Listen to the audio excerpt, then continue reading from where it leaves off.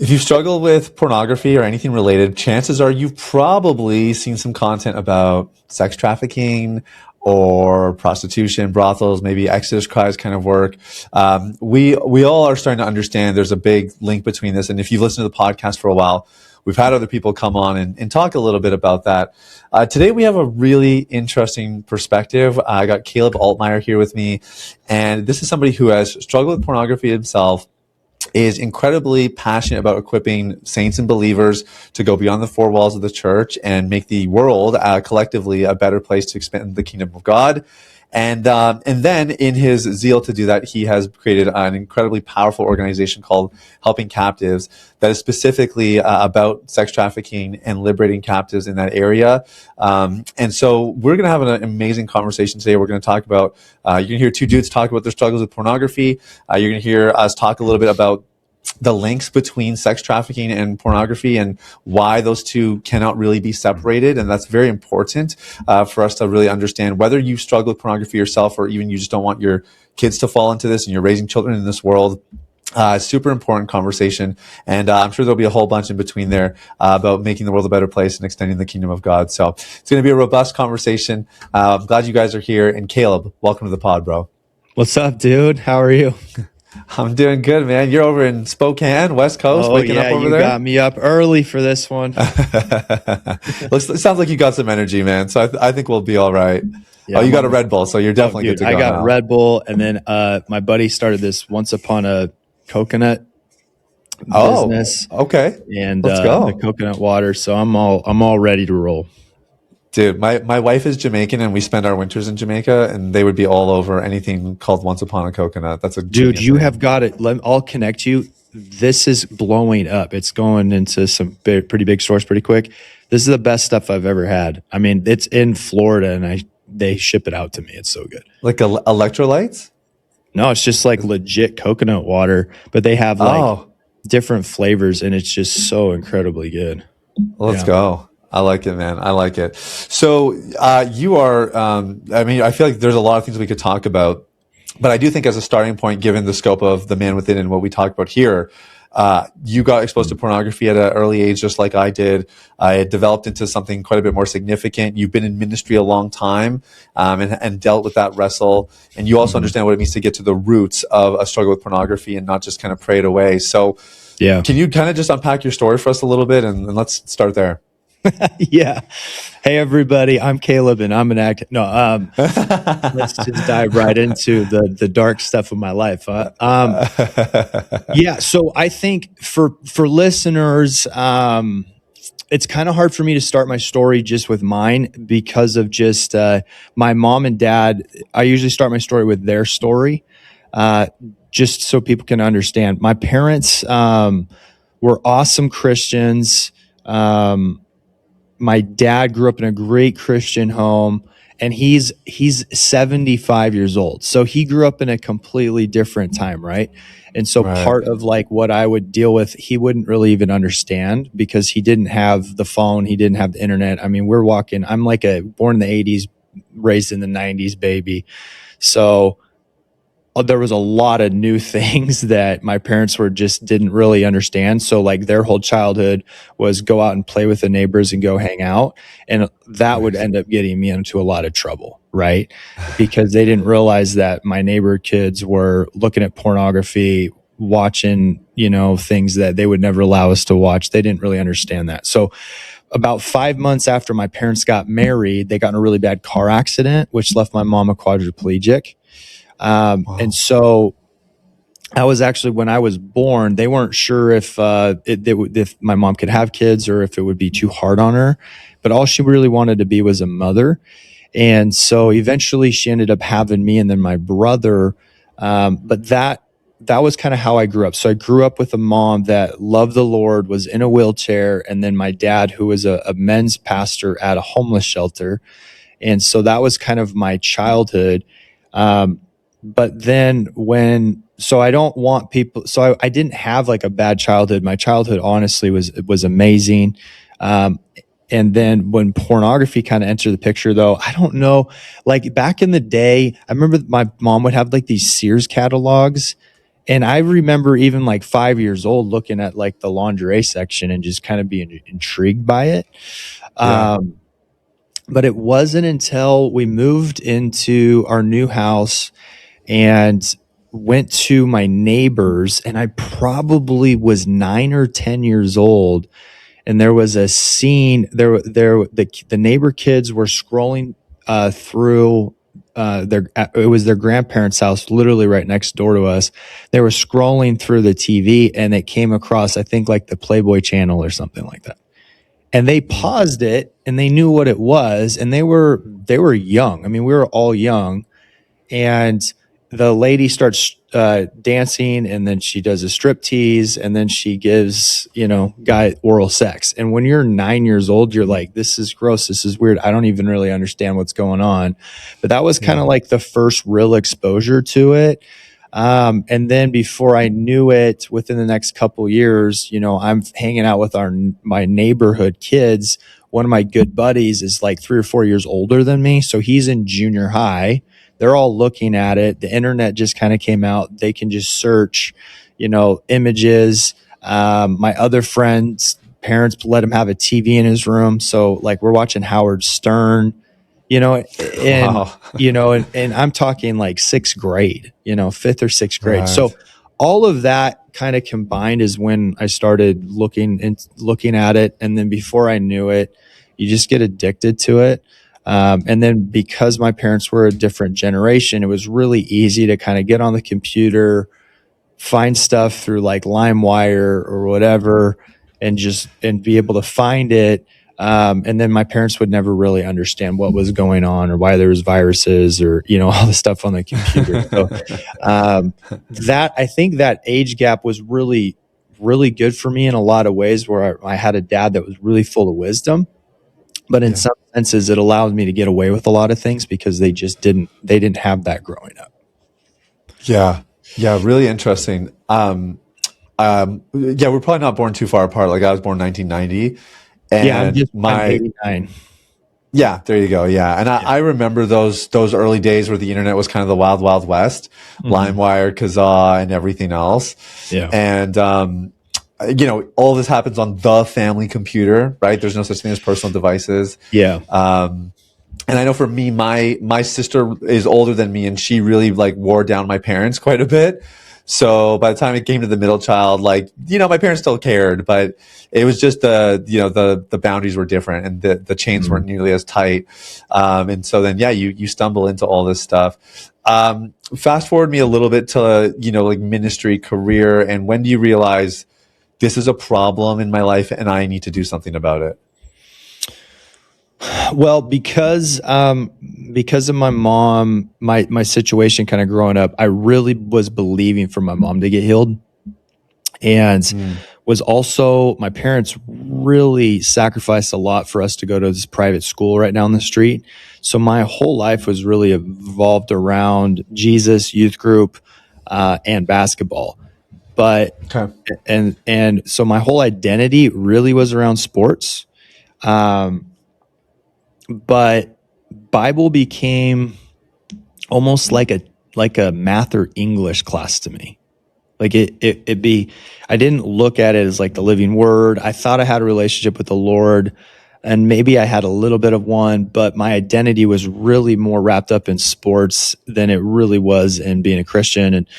And so what ended up happening is going from my 8th grade to my 9th grade year, the school split. And so my whole life, all I wanted to do is get into high school to play varsity basketball for my uncle, who was the coach, and go win state. And then before I have the opportunity to go do that, the school splits. And now I'm thrust into a public school system with not really knowing anybody other than the sports kids. And by the time I showed up to summer tryouts, they were almost over for summer league. So I didn't make the team because I didn't know when the tryouts were, because I wasn't part of the public school system. I see. So I'm like one of 3 kids that gets cut because I show up the last day of a 5-day tryout, and it's like, shoot, you don't really have a chance unless you just go crazy. And so I'm already hit with an identity crisis right there. I'm like, oh no, now I'm going to a new school. The one group of people that I should be hanging out with, I don't know how to hang out with them. So I try out for cross country because I knew the coach, and I honestly love her, but I hated cross country. In junior high, it was like you ran a mile, and in high school, it was like a different level. But there was a lot of older girls in cross country. And I started getting attention from them, and I realized that's how I was going to fit in. That's how I was going to get popular. And even one of the girls threw me up against a locker and started making out with me. She was a senior, I was a freshman. And so I started getting, other guys thinking I was cool because of that. And that was kind of where I found this was going to be my identity. But ultimately, that would also become my destruction, because wrestling with my faith, going into the school, my dad leaves on a 40-day fast with nothing but water to go up into the wilderness to pray that my mom gets healed. And I'm still hoping that she's going to get healed. And I have no real understanding what fasting is. Like, I think my dad's going to go up and twist God's arm. You know what I mean? And reality is he just killed his flesh so he could hear from the Lord in the next season of his life. But I really believe she was going to get healed. While he was gone is when I'm wrestling with all this. So now I'm kind of the man of the house. It's easy to sneak out. My mom's in a wheelchair. It takes her a long time to get out of bed. She has no idea what I'm doing. It was like the perfect storm.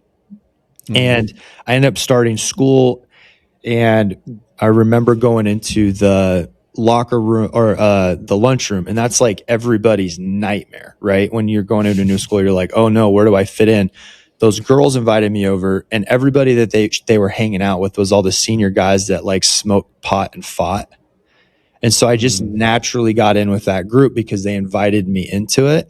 And before I know, man, like, my dad comes home, my mom's not healed. I'm going downhill fast. I'm finding my identity in partying. I want to be popular. I'm also an entrepreneur. So I'm kind of like, okay, well, what's the goal? All right. Well, if I want to be popular and I want to smoke pot and I want to do all this stuff, like, I guess I'll just drop out of school and sell weed and go get a house and throw parties. So I do that for 3 years. Wow. And so porn wasn't even like a thought for me because I'm like hooking up with girls and partying, and it was just part of our lifestyle. It wasn't even really a thought of like, I'm really sinning. I had already moved away from, the caring about sin, because I had decided that I wasn't going to live for the Lord. The one thing I held on to was my virginity for a while. But once I let that go, I felt like, I had failed. And so, like, there was no point. It was just kind of like, well, that was it. That was like the last stand. So it wasn't really it was more about virginity than it was purity for me.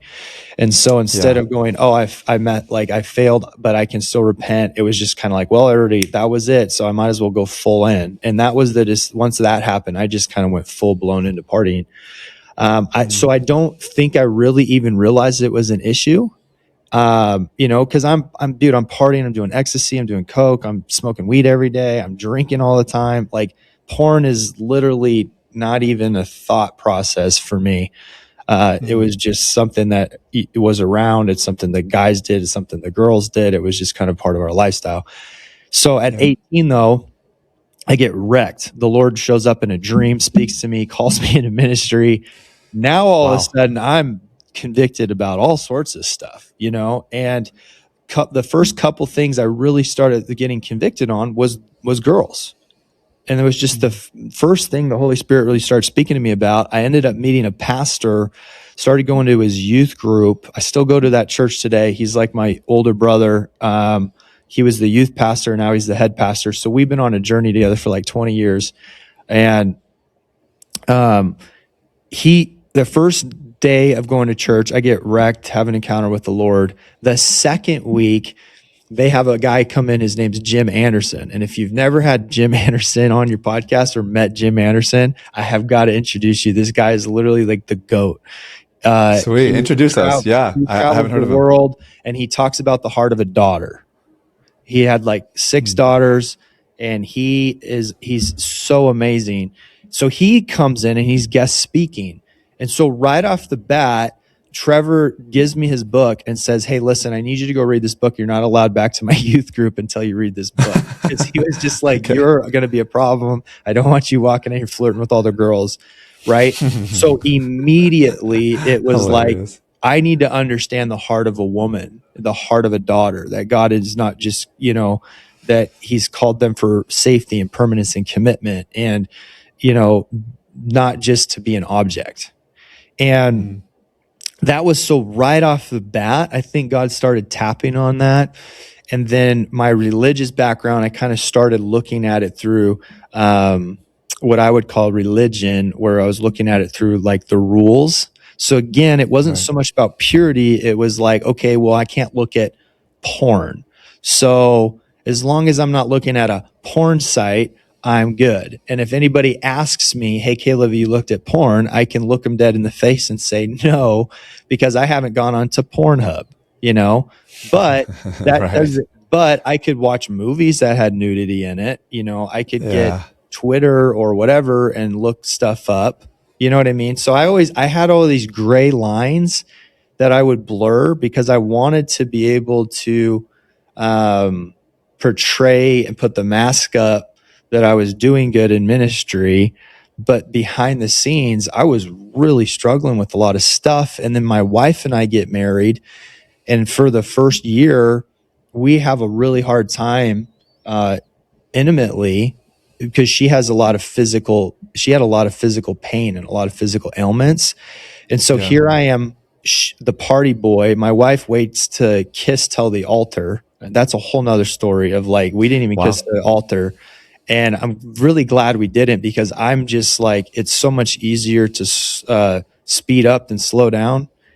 And for me, I'm like, I don't know if I ever took time to really get to know a girl for who she was. It was always physical. Yeah.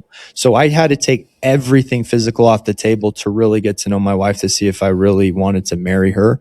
So she has this extreme background of like multiple stepdads, kind of scared to be in a relationship. She's never been around a healthy family.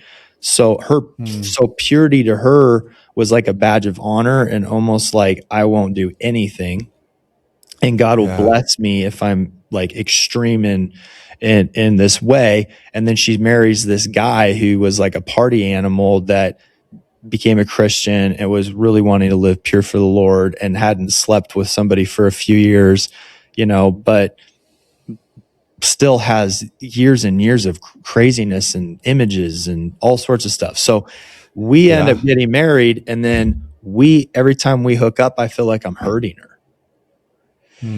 So first year, we're good, and I'm, wrestling through and fighting through that. And then I think she went on a trip, and I really jacked up my back. And I think I Googled like on YouTube, like some kind of like massage or something. Really stupid. Right. Don't do that. So I'm on YouTube and I'm watching this, and it just like clicked in my head. Before I know it, I'm searching all sorts of stuff on YouTube. But really my issue was, I felt, I got something out of it where I felt needed. I felt wanted. I didn't know how to communicate to my wife. Well, my wife's brilliant. You guys can't lie to your wives about this. They just know. They always know. She comes back. We talk about it. I try and lie, because I'm really like, well, I'm trying to always figure out, like, what do you actually know? I don't want to tell you, what do you actually know? And again, it wasn't porn, it was YouTube, and it was that middle ground. So that's what I'm saying in my head. And that's really when I think it all came to the forefront, because just seeing how much it impacted her, it also made her reaction, like we've talked about this a lot, probably wasn't the best. So it actually kind of made me feel unsafe to talk to her about anything.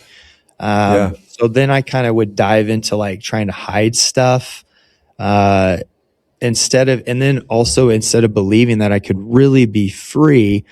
I think you begin to think, this is just because of my past. I've got too much trauma. I'm just always going to have to fight this. And so my life became, for about 10 years, of trying to put a fence up around me, and then,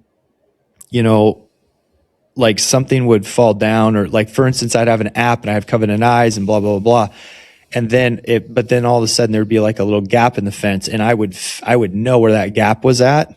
And I would be like, okay, I'm going to go, well, okay, I know I won't get caught if I go look at like this Instagram reel or whatever. Like she won't know. So then all of a sudden you're kind of diving down that lane. Then you're getting convicted by the Holy Spirit. And then you're repenting. And it's this cyclical cycle for years and years and years of this. And really it's the belief that, you know what, like I'm down here in this pit. This is just where I'm at. I've done too much stuff. This is just every man's battle. And so instead of really doing the hard things to like go, how do I get free from this? It was more, how do I get pillows and lights and make it as nice as I can down here in the pit? I'm never really going to get free. Let me just try to do the best that I can. So that has been the journey. And then finally it's like, okay, I need to go. I really need to get real about it. Do I really want to get completely free?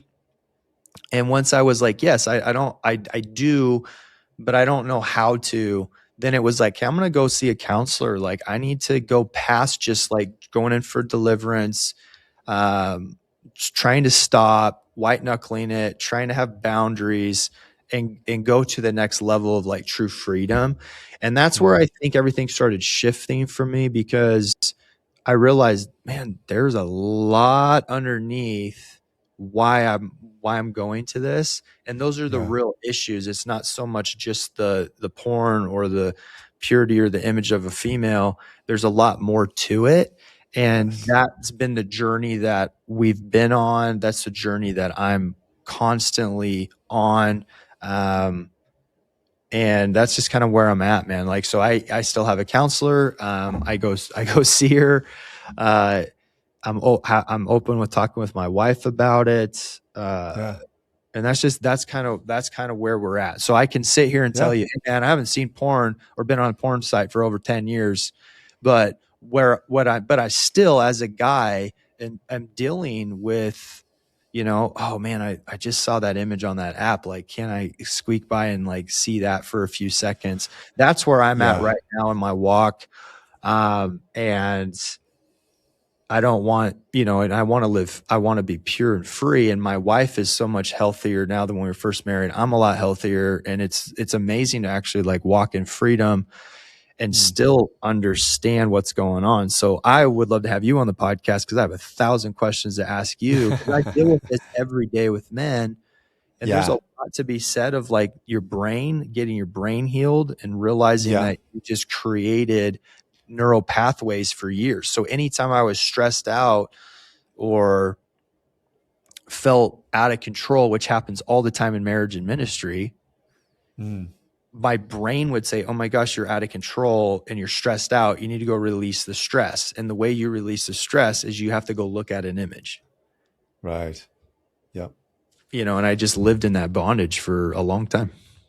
Well, you know, what's interesting, it's funny you use control as the example, because that was actually the quintessential thing for me during my addiction to pornography. Is whenever my world felt overwhelming, overpowering, anytime I felt out of control, pornography was such a great solution. And it wasn't just to deal with the stress of that situation. Actually, when I paid more attention to even the stuff I would fantasize about, I was always in control, or I was in a position of control. Like there was a bit of a dominance element.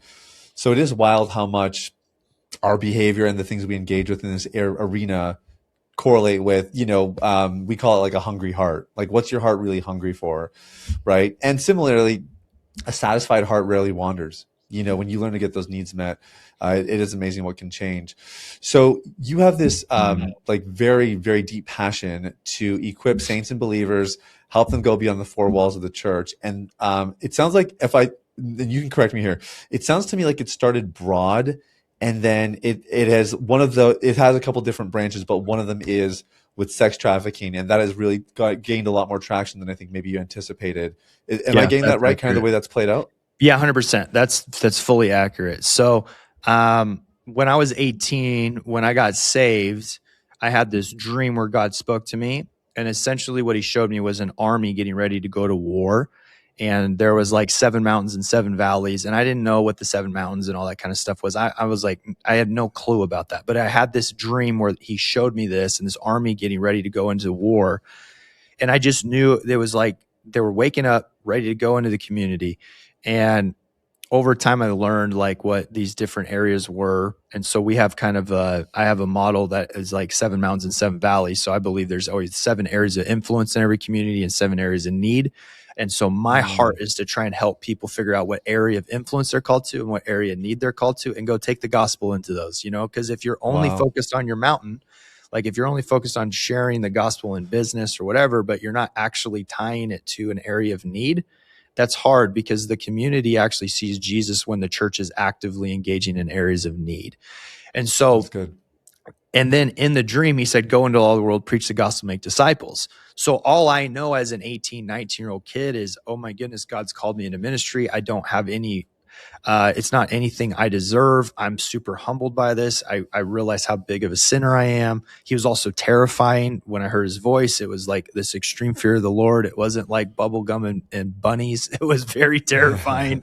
So I'm like, but it also made me realize how much of a sinner I was, but also how much grace he had. And I just was like, I don't deserve to be in ministry, but I want to share with everybody about this peace that I have and this new purpose that I have. And Christianity, if it's done right, man, if you're just listening to the Lord and you're obeying him, you're going after it, it's the coolest freaking adventure of all time. Like my life has been absolutely so much fun and so insane since giving my life to Jesus. And I always thought like Christians were kind of like lame square bear guys. And so I didn't know if I wanted to do that. That has not been my experience at all. And so that's where the broadness started, because I was just young and I just wanted to go share the gospel. And then when we started the ministry, I had started doing a small group with some young kids, and it turned from like 2 kids to 30 young kids coming to my parents' house all the time for small group.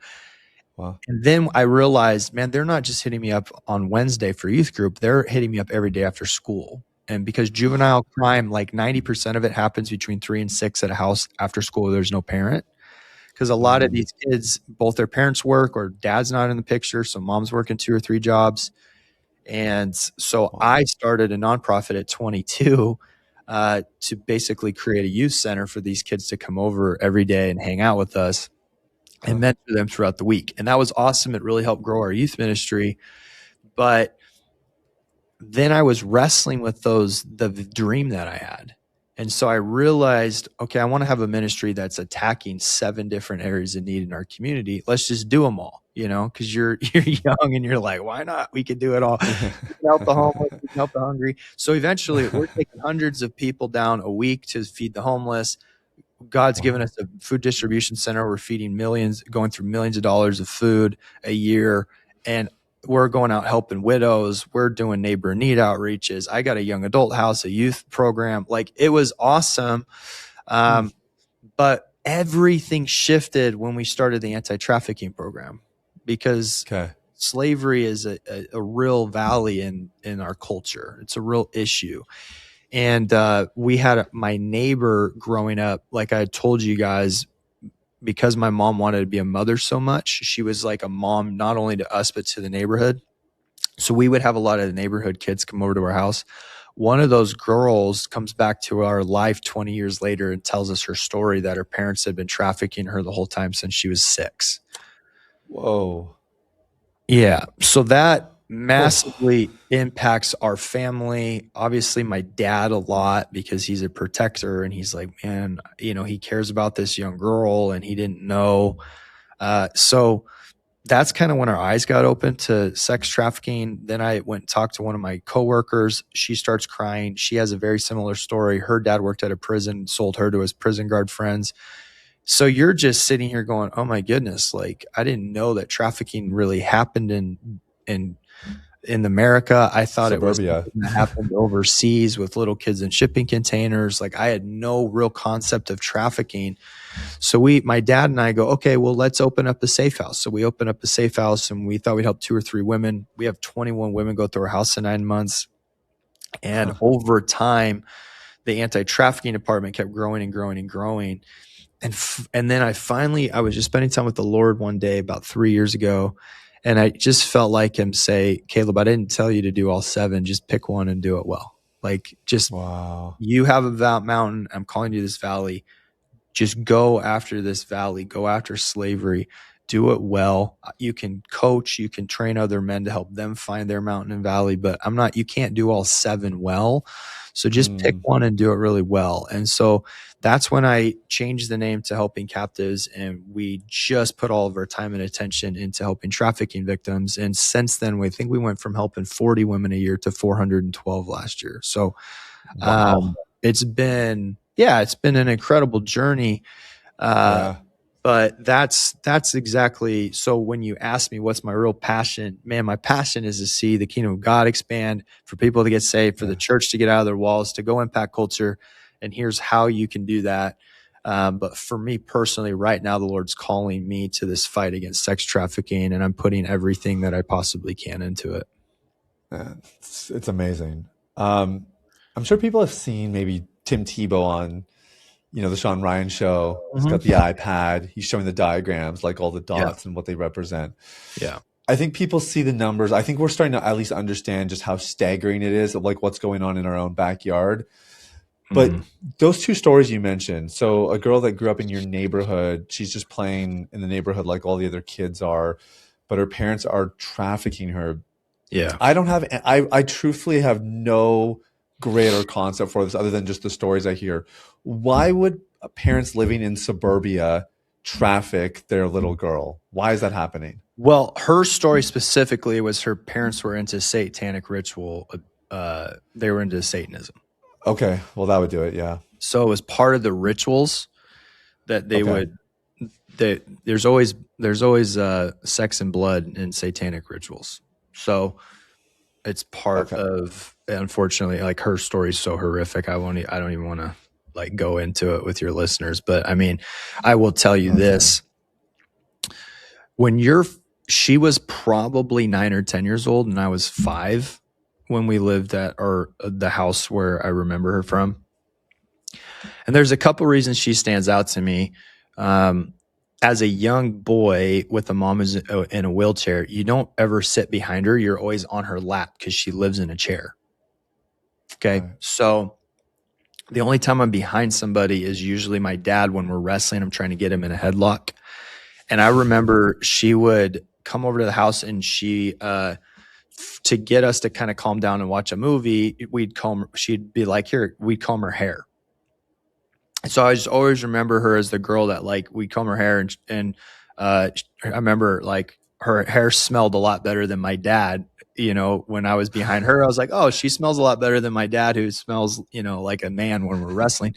And so that was always kind of one memory I had of her, was just this really sweet girl. And all the kids would kind of comb her hair and braid her hair. All the younger ones, she was kind of like a babysitter. My mom was always there, so she wasn't really a babysitter, but she would just come over and kind of hang out with the kids. But that was kind of our memory of her. And then the other time was I went to her house with my dad, and we walked through a trail. We lived right next to a wooded area, and her house was kind of out in the woods a little bit. And I remember walking to her house because we were going to try and go get a VHS tape, like a Disney movie. For your listeners, you can Google what a VHS tape is. But we're going to her house, and I walked into her home. And as a 5-year-old, every time you walk into somebody's house, you're greeted with a hug, you're greeted with a smile. Everybody wants to see you. And that was not what happened when we walked into her house. I walked into her house. Her brother turns around. He has literally like a look of terror on his face. And he goes, what are you doing with those kids? Get them out of here. And then she says, it's okay, Mom and Dad aren't here. We're just getting a movie and leaving, and his dad's outside. Like, that's all I really remember. So when I'm sitting down talking with her years later, she tells me her story, how her brother got murdered, how her mom and dad had been trafficking her. Lots of stuff like that. We sit down. She tells me her first story of this happening, and she was 6, and her mom took her to a house. There's a bunch of other kids that were naked up against this wall, and these older men would come in and kind of pick the kids and take them into the other room and abuse them. And she said she was crying and in so much pain and begging her mom to make it stop. And her mom just said, "Shut up, you're a girl. This is what you do." And that was the first story that I had ever heard of, and then we started looking into what trafficking really was. And even all the years of doing ministry and homeless ministry, we never really had heard those stories, but a lot of people wouldn't necessarily come out and share those stories, and they wouldn't even know if people believe them. And so that was kind of, unfortunately, how we got thrust into it. And yeah, it happens all the time. And I think the statistic, the latest I saw, I think Tim was even talking about it, was about 40% of what we see in America is familial trafficking. Familial. So that is the most common avenue then, is the family member. I mean, presumably the parents. It's a very common trafficking. One. Yeah, it's a very common one. Another one that's very, very common is the lover boy method. And this is very, very common. A guy will find a girl, make her think he loves her, sleep with her so that she's attached to him, only so that he can eventually manipulate her and coerce her to get into the commercial sex industry. And so that happens all the time. So you've got a young girl. I'll give you a story of my friend. She's 13. Mom and dad just get a divorce. Dad's smoking pot, drinking. He's struggling because of the divorce. They have to go live out of a motel. She's going outside at the motel. There's a guy in his 30s that sees her, and she's a target. She's a young girl, wants attention. Dad's not giving it to her. He starts befriending her and makes her think that he really cares about her. And then he starts building trust with her, taking her to McDonald's, taking her out to dinner, buying her clothes. And then he starts isolating from her dad. Your dad's not that good of a guy. He doesn't really care about you. You should come hang out with me. I love you. I'll take care of you. I got this beautiful house in LA. And the next thing you know, he's like, talks her into running away from home. And really what she was doing is going with him. And as soon as she hops in the car, they drive down to LA from Seattle. They get to Bend, Oregon, and that's when he tells her, like, yeah, you're going to, this is what your new life is going to look like. I'm going to be selling you. You're going to have to help me make money. And so he basically turns her out, goes out and gets, she has to get tattooed with his name. And so a lot of like culture is like the pimp game, but that's the reality behind a lot of that. Is it's not just pimping, it's sex trafficking. And so that's how she ended up getting into it. That's what we see a lot of times. And then it's really hard because a lot of the girls think that these guys really love and care about them. And then they find out later, unfortunately, they didn't really care about me. This was just, a ploy to get me to get into commercial sex work.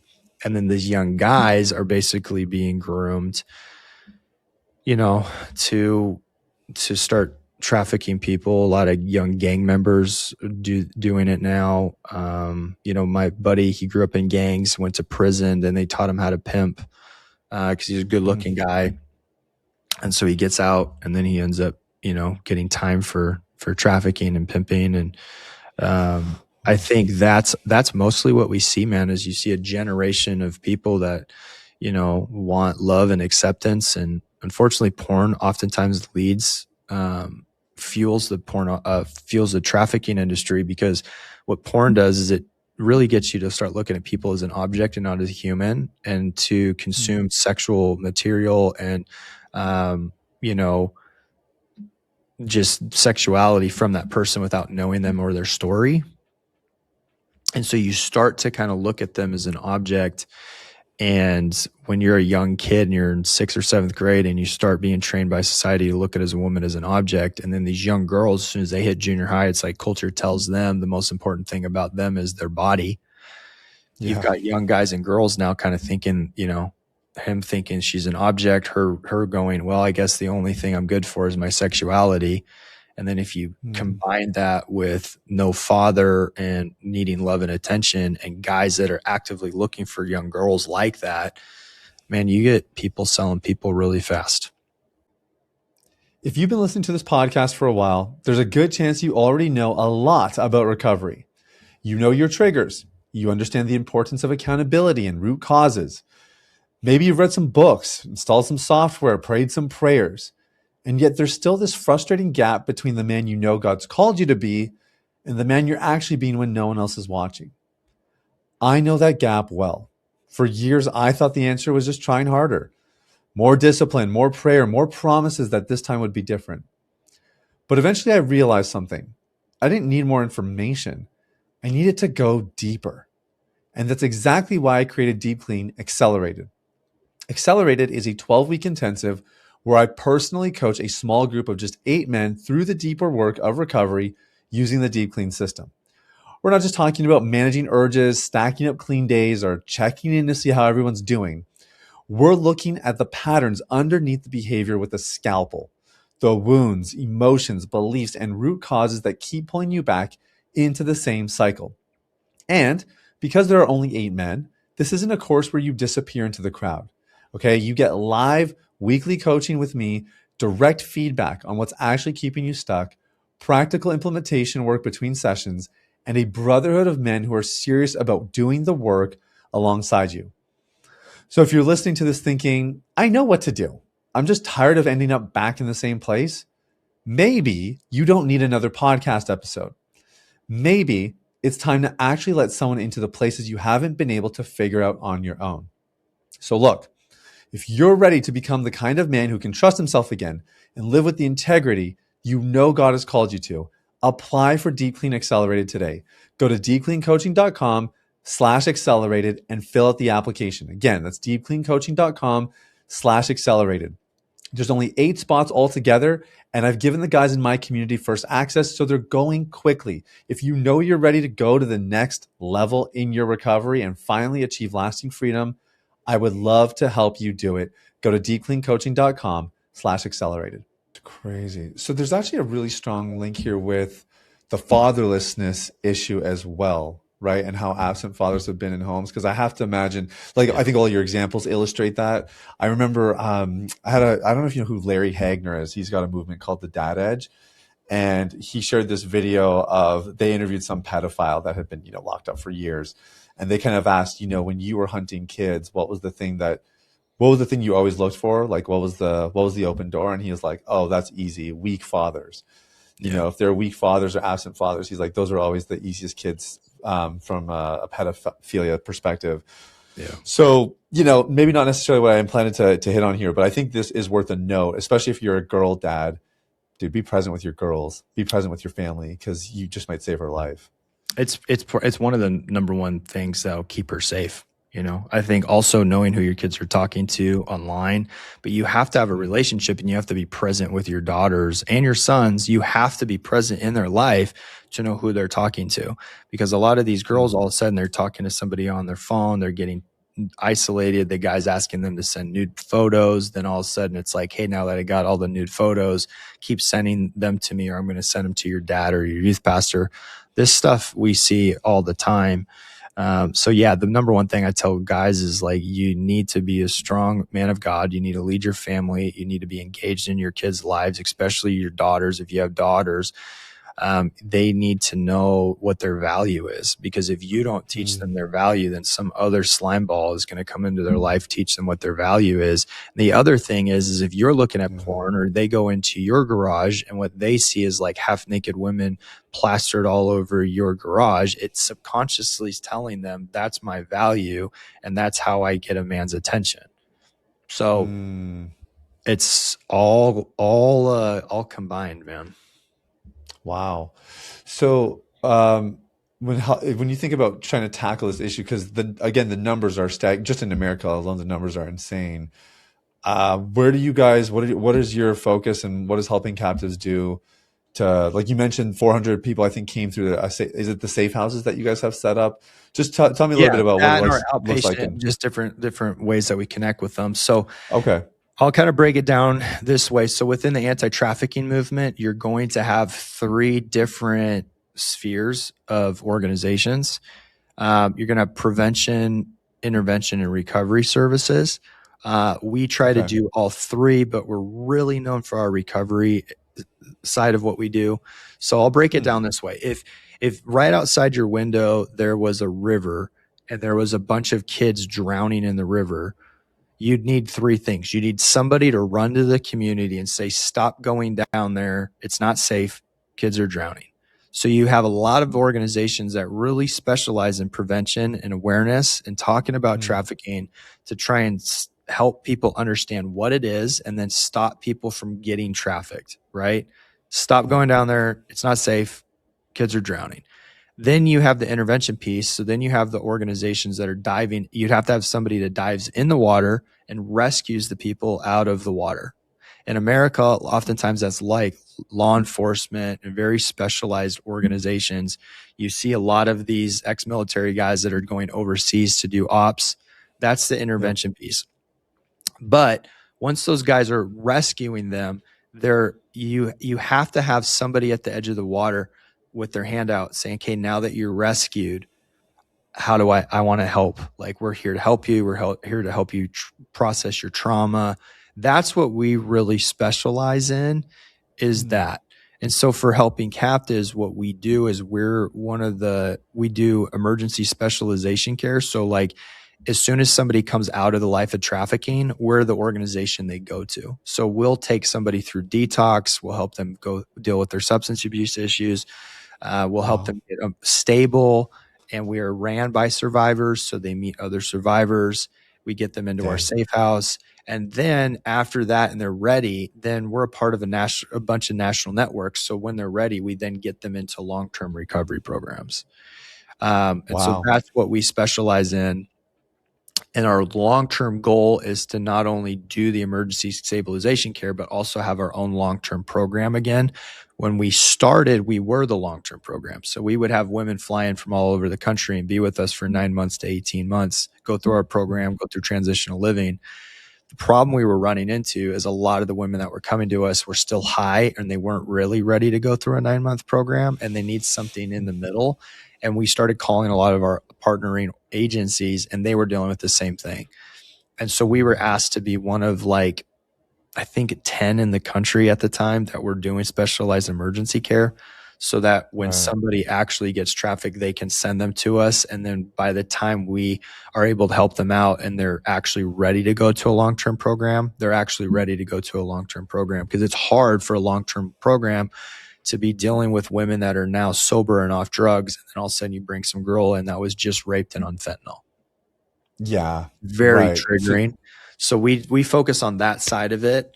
And now that we're doing that well, unfortunately, it's the women don't want to leave. So because we have survivors, I mean, my organization is legitimately ran by a sex trafficking survivor that is a master's degree level counselor.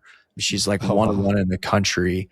And she also got trafficked through the cult, the satanic ritual abuse stuff. So she understands that aspect of it.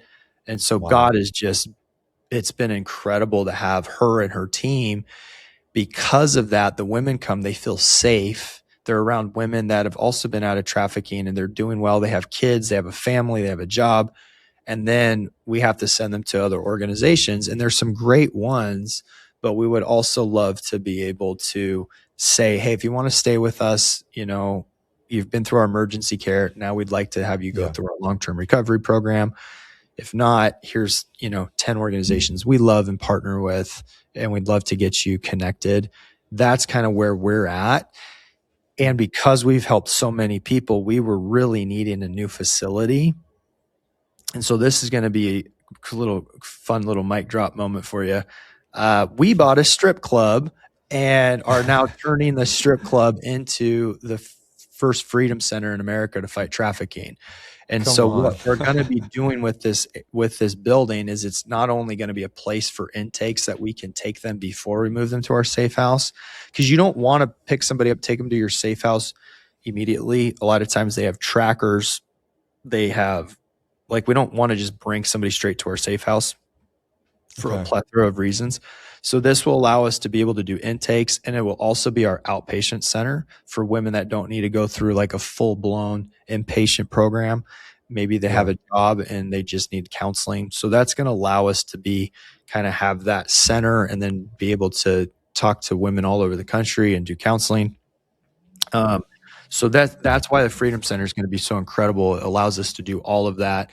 And where we're strategically placed, especially up in the Northwest, we're like right on the border of, Idaho, Washington, Montana's right there, Oregon's right there. We're really uniquely placed. And so we're in a perfect place regionally to be able to tackle this. So that's what we're up to.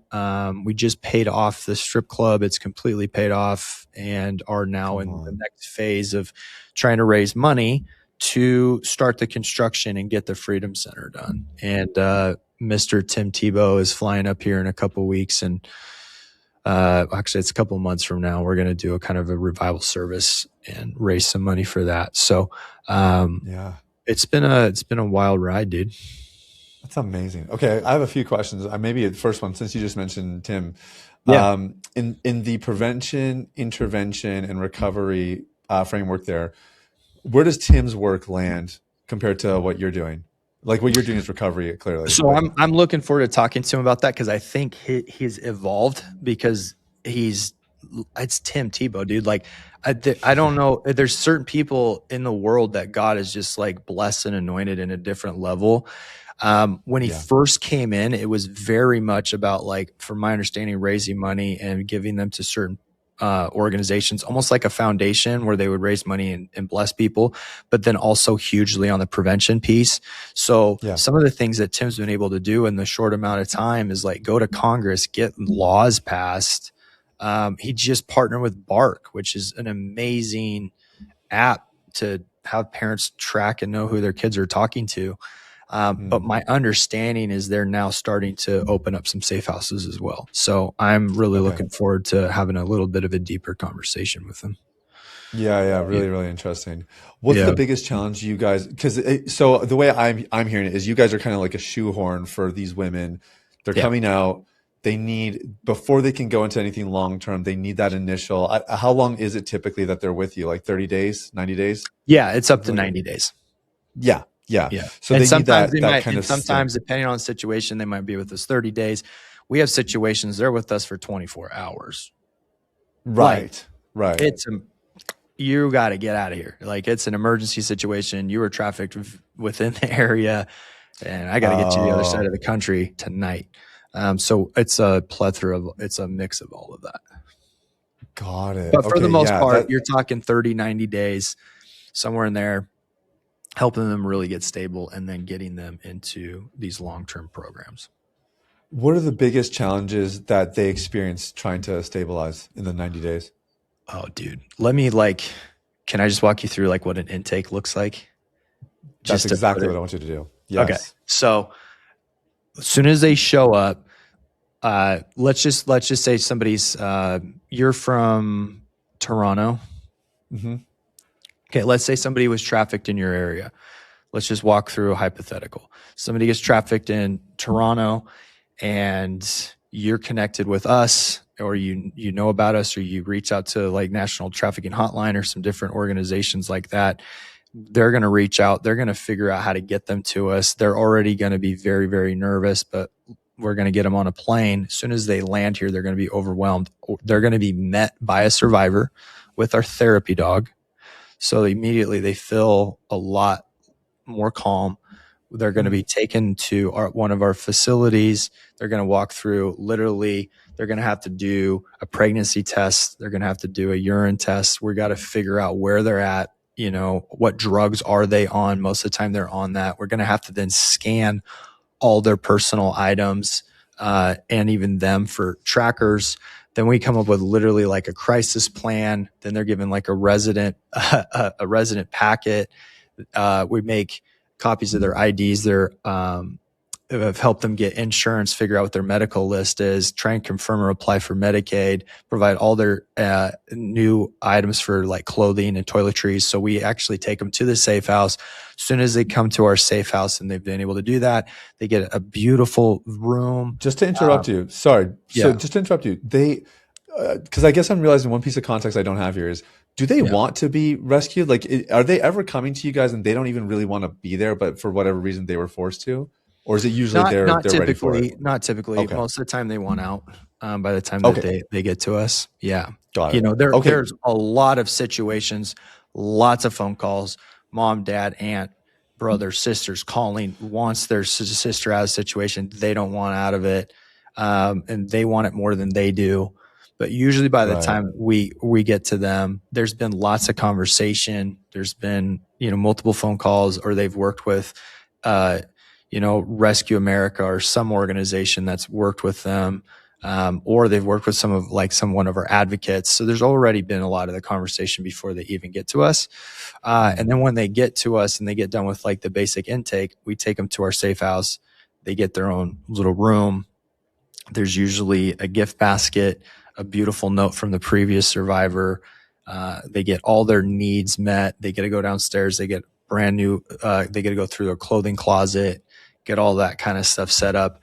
And then most of the time, they might just sleep, dude, for like the first 72 hours.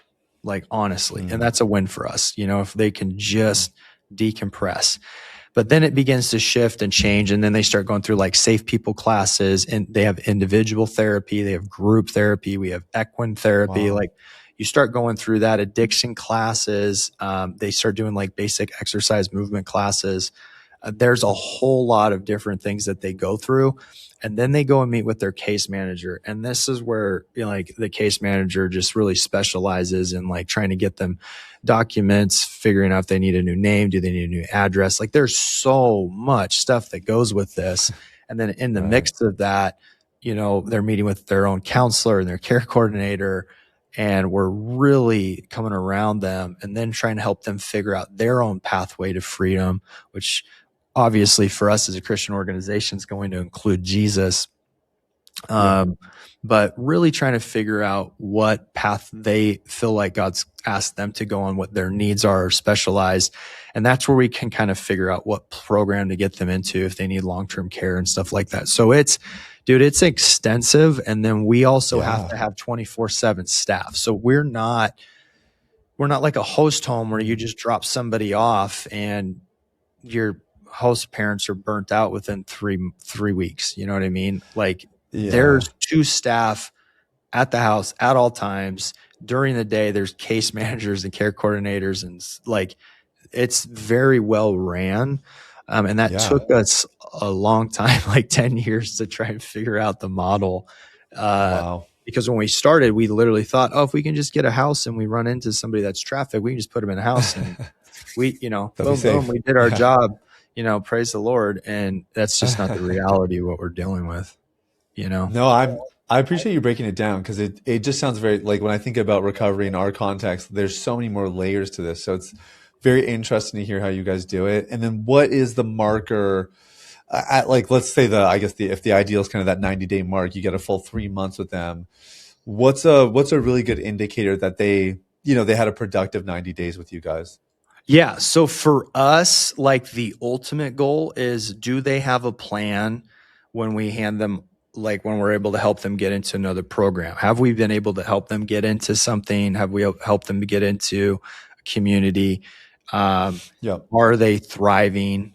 Like, that's the objective for us. Like, have we been able to successfully get them stable and into long-term care program?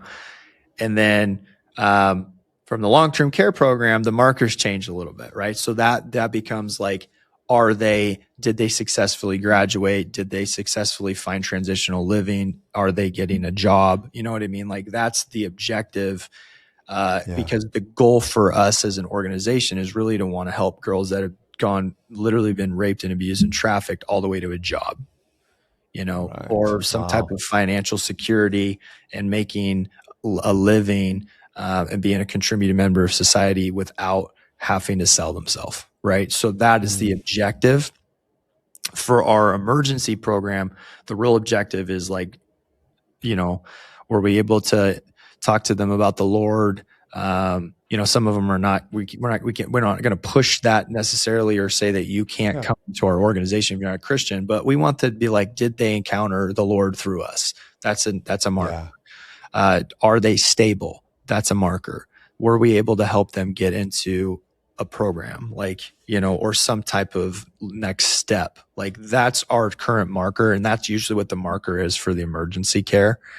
And then obviously as we move down the line, those markers change, and ultimately you want to have a survivor that is graduated a program, doing well, having a job, you know what I mean? But for our specific job at helping captives right now with emergency care is what we just talked about.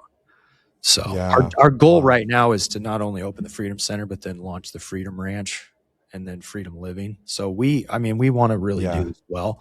And you got to franchise this thing, dude. Our heart as an organization is genuinely not to just get them stable and get them on their way. Our heart is to walk them through the entire journey. And that's really why we exist and what we're trying to build. Yeah. I think God's got way more for you than the ranch. I was saying, you got to franchise this thing. I could definitely see this going national and international, because it's such a huge thing. We were talking before we hit record about the bane of content creation online, and how difficult that can be. I think even we were talking earlier about the struggles with pornography. And I know for me, basically eliminating social media from my life was so important, because social media was kind of like a gateway drug that led me to everything else. And when I started Deep Clean to help guys quit pornography, my main objective was, how do I grow and scale this thing without using social media? I just refused to use it. Good luck, dude. It's very hard in this day and age. And I had a real change of heart probably a few years ago. I felt like God really challenged me. Like, hey, you said that you do everything in your power to help as many people as possible quit pornography. You said that when you were struggling. I'm like, well, yeah, I did say that. He's like, well, you know where everybody is. They're on social media. So what if that's the way that you can reach them? So then it was more of like, okay, how do I get a team behind this and not have to be on my phone doom scrolling all day in the name of, my business and trying to post content when I'm really not posting content. So there's been like a practice there. But I wanted to ask you, because you have gone after media pretty hard the last little bit, and you're a great follow. Everybody should go follow Caleb on Instagram. Excellent content you're putting out. How does the content piece play into the vision God's given you? That's kind of the first question. But then I think the bigger question for me is, what needs to happen at a macro level for the narrative around sex trafficking to change? Because obviously, like, porn addiction is very similar, where it's like, the reality is we're so far behind this thing that a lot of it is like, it's going to take time to catch up before I think we're really effective on the preventative side of it. My personal conviction, and I have a biased lens because I'm very much on the recovery side. So some people might disagree with me there. But in the sex trafficking part of it, if a generation or two generations from now, we want this to be much more of a minor issue than it is right now, what needs to happen? So maybe start with the social stuff, and then I don't know if you can dovetail into there. Yeah. I went through a very similar thing you did. And for me, I looked at social media as just, I'll have Facebook. I don't necessarily want to have Instagram. 10 years ago when I first got Instagram, I didn't really understand much about it. I think I signed up and it said, do you want your friends from Facebook to also be friends on Instagram? I said yes.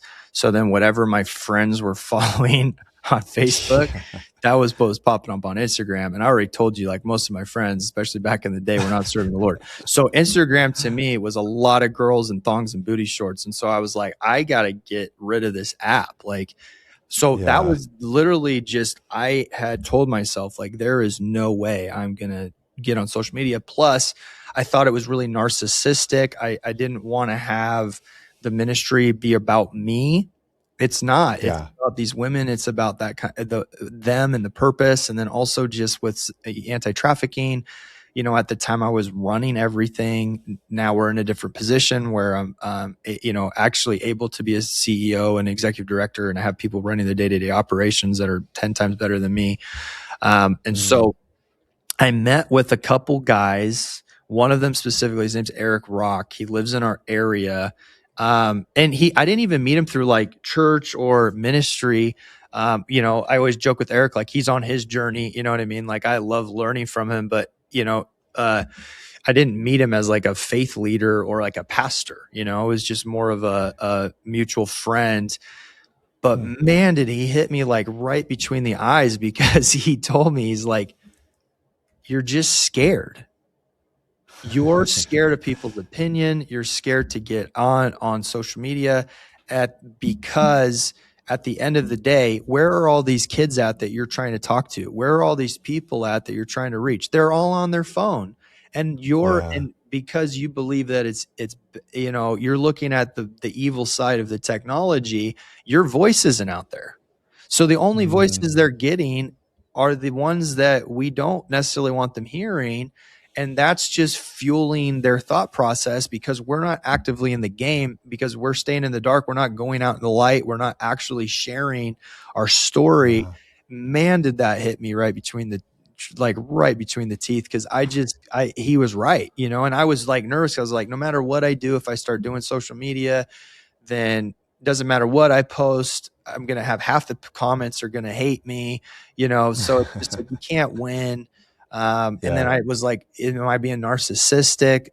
You know, but at the end of the day, what I realized was I was scared, and I really needed to do this. And not everybody's called to do it, but I definitely was as a leader, and God was calling me into, you know, it's time to not just share at youth group and in church, but God's given us an incredible platform to reach our world, and I need to be able to be on it. And so I have assistants that do the posting and do all that kind of stuff for me too. So I'm not, you know, just literally doom scrolling.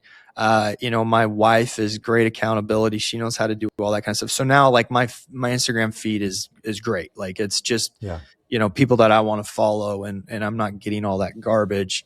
But I just, you know, and there is a way to do it. You just have to actually want to do it. And if we're being really honest, back then, like I probably liked my, you know, Instagram feed. So I'd probably watch it, which would just tell the algorithm to send me more stuff. And then I would be like, well, I just got on social media and it was showing up, you know, it's not like I searched it. All the, you know, if we're just being honest. So I think for me, and realizing the bigger issue. So that was like personal of why I felt like I need to do this. And then just really feeling like from the Lord, hey, you need to start really getting into this because of the macro issue of which you're talking about. My heart for the next couple generations would be that everybody actually understands what trafficking is. So many people think it's human smuggling. It's not human smuggling. Smuggling can turn into trafficking. It's not just some shipping containers. It's not like something that happens overseas. You can be trafficked by your own community, even by your own parents, your own city. Wow. I want people to really understand what trafficking is. I want them to really be prepared, and for these young people to not be naive so they can't get tricked and manipulated into it. And in order to do that, I have to talk to them and where they're at. And I've got to be able to talk to men about the issues with porn and leading into that. And those voices have to be said and have to be told on social media, because that's where we all are hanging out. And so that's when you're talking the macro level, there needs to be a lot more education and prevention on what trafficking is. And then, and then leading into the bigger things like, why are we seeing trafficking in America? Well, it's because we have a country that worships sex. So we need to talk about that. You know, we have to have a voice in culture. And the best way, I think, to be able to do that is through media. And so that shift has happened. And that's why you see me going off on it and taking it very serious, because I know that it's going to change people's lives. It's going to impact them. And that's ultimately why it seems like I just kind of came out of nowhere, because I wasn't on social media. I don't even think I had a YouTube channel until a few months ago. So that's essentially what the process I had to walk through. And then I think for a lot of ministers or people, you don't want to be that guy that's like self-branded and here, you know, like it can feel narcissistic, but at the end of the day, whether you want to whether you want to believe it or not, you are kind of the brand of your organization and people follow you. Like there's a lot of preachers that I follow on Instagram. I don't follow their church. I'm just being honest. I don't follow their church page. I follow them. Yeah. And I was kind of being, in a way, trying to be humble and not have my name out there. But at the same time, in doing that, I was actually kind of killing our reach and our ability to reach young people. And so I just had to get over it, man. And I had to have people just kind of sit me down that are much more mature than me and much farther along the road, and just say, hey, here's how you need to do this. Like you need to, unfortunately, this is how the world works. And people need to be able to follow, young adult men that they can look up to, that are going to speak truth to them and are going to tell them there's more to life than just, manipulating women and owning a Bugatti. So, you know what I mean? Like, so that just made me really realize I needed to get in the game. And if this is ever going to shift or change, dude, we have to. And I feel like social media is an amazing tool. It is a tool. You can use it for good or you can use it for evil.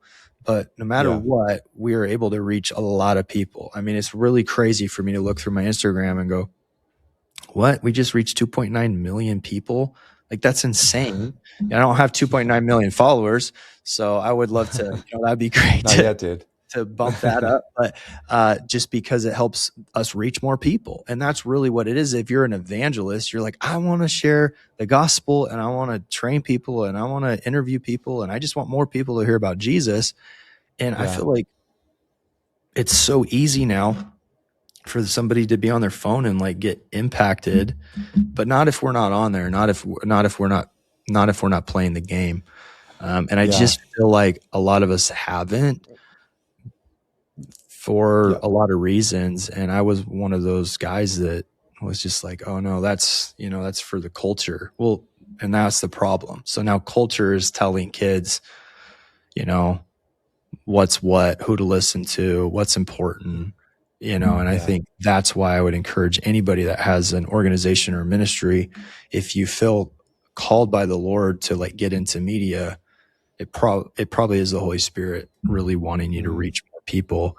And you just need to go for it. You need to do it.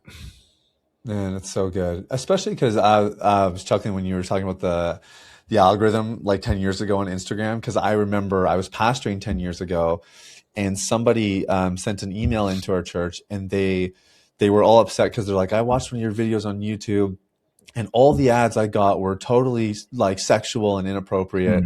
And we were like, oh, dude, we hate to be the bearer of bad news, but like the ads you get are based on the stuff you engage with, has nothing to do with us, And he was like, oh, like, anyways, it was kind of an awkward thing. But I know for me, and I've heard this from guys that follow us on Instagram, they're like, dude, I'm so glad that there's your kind of content on Instagram, because the algorithm is obviously always going after, once the algorithm knows your age and knows your gender, it's over.